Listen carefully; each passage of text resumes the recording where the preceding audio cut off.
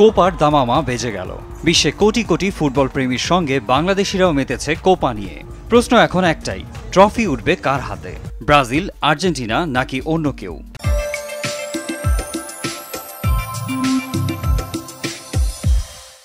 মেসির ভাগ্য ফিরবে নাকি নেইমারের রণমূর্তি দেখবে বিশ্ব? বুধবার বাংলাদেশ সময় সকাল 7টায় নিউ ইয়র্কের মেটলাইফ স্টেডিয়ামে গ্রুপ পর্বের দ্বিতীয় ম্যাচে চিলির মুখোমুখি হয়েছিল আর্জেন্টিনা।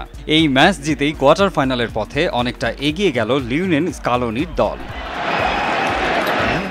ম্যাচ শুরুর আগ মুহূর্তেই হঠাৎ অভিনেত্রী মেহজাবিন চৌধুরী সোশ্যাল মিডিয়ায় শেয়ার করলেন মেটলাইফ স্টেডিয়ামের বিগ স্ক্রিনের একটি ভিডিও।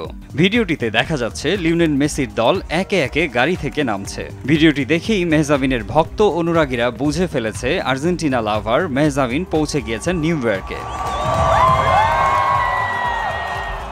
পরক্ষণেই আরেক অভিনেত্রী তাসনিয়া ফারিনের পোস্ট। তিনি শেয়ার করছেন তার মেটলাইফ স্টেডিয়ামের লুক।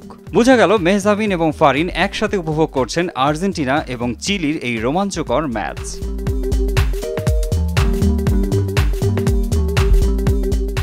আর্জেন্টিনার জার্সি পরিহিত মেহজাবিন ও ফারিন ম্যাচ শেষে শেয়ার করলেন দুজনের একসাথে থাকা ছবি। সোশ্যাল মিডিয়ায় শেয়ার করে স্মরণীয় করে রাখলেন এই বিশেষ মুহূর্তটি।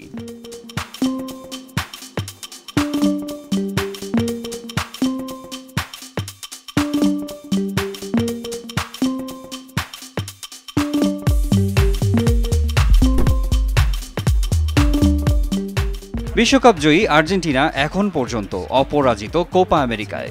পরপর 2 ম্যাচে জয় তুলে নিল তারা। 2 ম্যাচেই গোল করলেন লাউতারো মার্টিনেজ। 2টি ম্যাচই 88 মিনিটের মাথায় গোল করলেন তিনি। মারজানি ভান, RTV।